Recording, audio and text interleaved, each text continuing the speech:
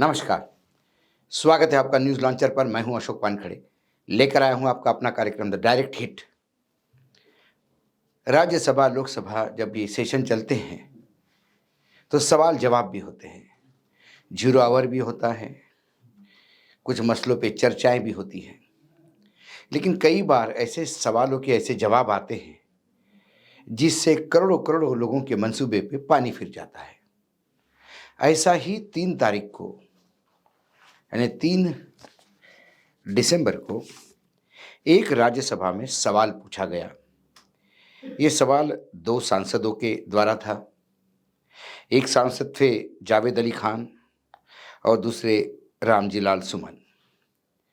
इन दोनों ने सरकार को सवाल ये पूछा कि 2020 इस साल, यानी 1 फरवरी 2025 को जो 2025-2026 का बजट पेश किया जाएगा, क्या उस बजट में केंद्रीय कर्मचारियों के लिए 8वें वेतन आयोग की स्थापना होगी या कोई प्रस्ताव विचाराधीन है। केंद्र में राज्य मंत्री है पंकज चौधरी, वित्त मंत्रालय के। उन्होंने दो टूक जवाब दिया।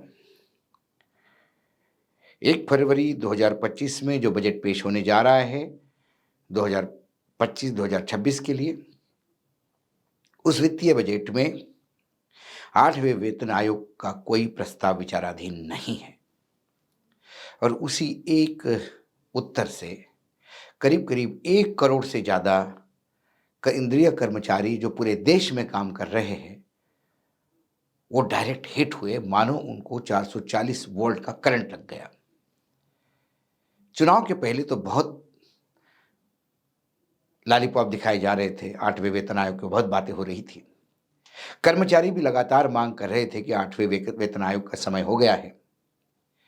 और इसके बाद इस बजट में यदि वेतन आयोग अनाउंस होता है तो 2026 आते आते शायद वो लागू हो। हर 10 साल में केंद्र एक वेतन आयोग की स्थापना करता है। यदि मैं पिछले वेतन आयोग की बात करूं, 7वें वेतन आयोग की बात करूं,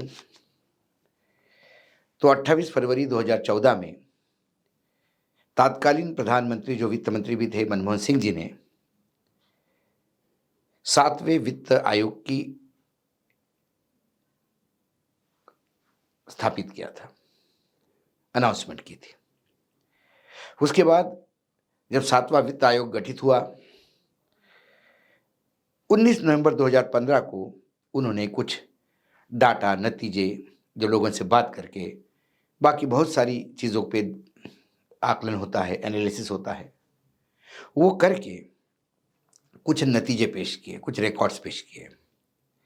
उसके बाद जनवरी 2016 में उन्होंने पूर्ण रूप से 7वें वेतन आयोग का सिफारिश का पूरा पत्र केंद्र सरकार को सौंपा और केंद्र सरकार ने जनवरी 2016 से 7वें वेतन आयोग की सिफारिशों को लागू किया।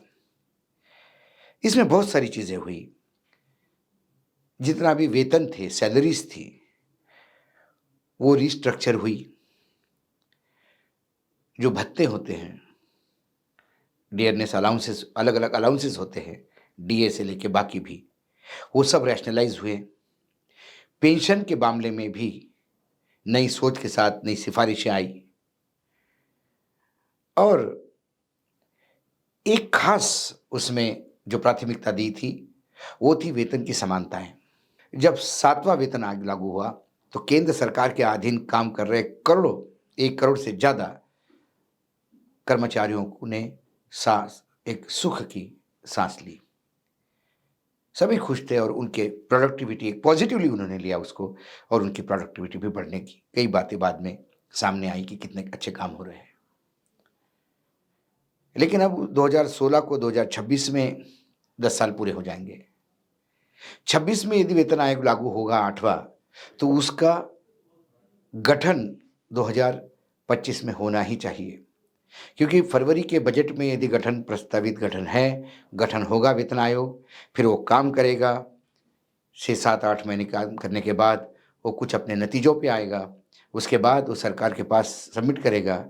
उसको लेके सरकार और आयोग के लोगों के बीच में विचार-विमर्श होगा और फिर एक सिफ़ारिशों का एक दस्तावेज़ तैयार होगा और जब सिफ़ारिशें आएगी, तो सिफ़ारिशों के बाद उसको लागू होगा। तो 2026 में यदि 8वें वेतन आयोग को लागू होना है सिफ़ारिशों को, तो उसको किसी भी हालत में 2025 में गठन होना है।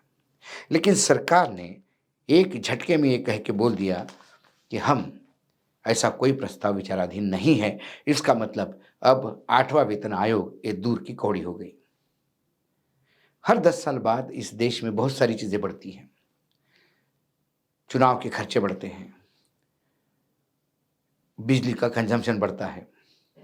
हर 10 साल बाद जब सरकार अपना लेखा-जोखा देता है, तो बहुत सारे बढ़-चढ़ के बात कहता है कि आयात भी इतना बढ़ गया और हमने ट्रिलियन इकोनॉमी बनने जा रहे हैं, विश्व गुरु बनने जा रहे हैं। इस देश के 81 करोड़ लोगों को बिल्कुल 5 किलो अनाज मुफ्त में घर मिल रहा है। किसानों को पैसा घर मिल रहा है। कई राज्यों में बहनों को पैसा मिल रहा है। नौकरियों का उनके सरकार के हिसाब से कोई टोटा नहीं। जब सब कुछ ठीक चल रहा है, तो फिर केंद्रीय वेतन आयोग जो केंद्रीय वेतन पाने वाले उन कर्मचारियों ने क्या किया? ये सरकार 2014 से लेकर 2024 तक हमने देखा कि कई परंपराएँ खंडित हो रही है। हमारे यहाँ रेलवे का बजट आता था, वो खत्म हो गया। बजट का प्रारूप बदल गया। पहले बजट में हर मिनिस्ट्री का आवंटन सब पता पड़ता था। आजकल बजट का भाषण मानो एक चुनावी भाषण हो गया और उसके बाद जब चीज़ें सामने आती हैं, जब वो डॉक्यूमेंट सामने आता है, तब पता पड़ता है कि वित्त मंत्री ने मीठी-मीठी बातें तो कह दी, जो कड़वा-कड़वा है, वो थू-थू कर दिया और वो कड़वा फिर डॉक्यूमेंट्स में बाहर आता है और फिर लोगों को समझ में आता है, इस बजट ने हमारा बजट बिगाड़ दिया। बजट की परंपरा समाप्त हो गई। लोकसभा में विपक्ष को पद देने की परंपरा समाप्त हो गई।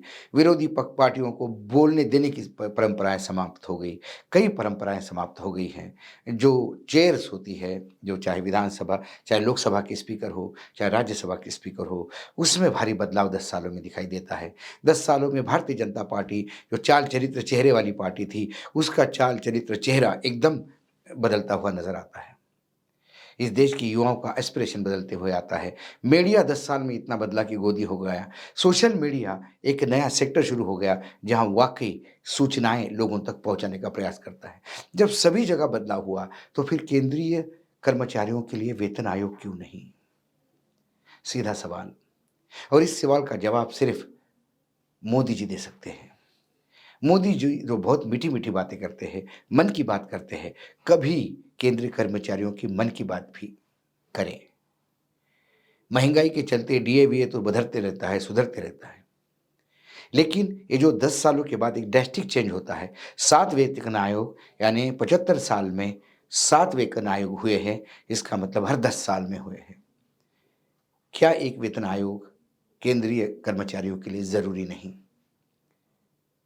क्या केंद्रीय कर्मचारी वित्त मंत्री के इस जवाब से चुप रहेगा या फिर केंद्रीय वेतन पाने वाले तमाम कर्मचारी जिनके यूनियंस है अलग-अलग, वो अब 2025 के फरवरी 1 में जो बजट पेश होगा, उस पे प्रेशर लाने का प्रयास करेगा। लेकिन कम से कम अभी जब मैं आपसे बात कर रहा हूँ, ये बात तो तय है कि वित्त मंत्री पंकज चौधरी के मतलब वित्त राज्य मंत्री पंकज चौधरी के इस वक्तव्य से 1 करोड़ से ज़्यादा केंद्रीय कर्मचारी दुखी हुआ है, हिट हुआ है और 1 करोड़ कर्मचारी के मायने हैं 5 करोड़ मतदाता।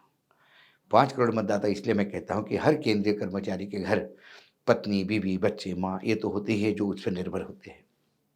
क्योंकि उसको मिलने वाली तनख्वाह से ही वो चलता है। ये केंद्र कर्मचारी है जो लगातार इनकम टैक्स बिल्कुल रेगुलर देता है क्योंकि उसके तनख्वाह से कटता है।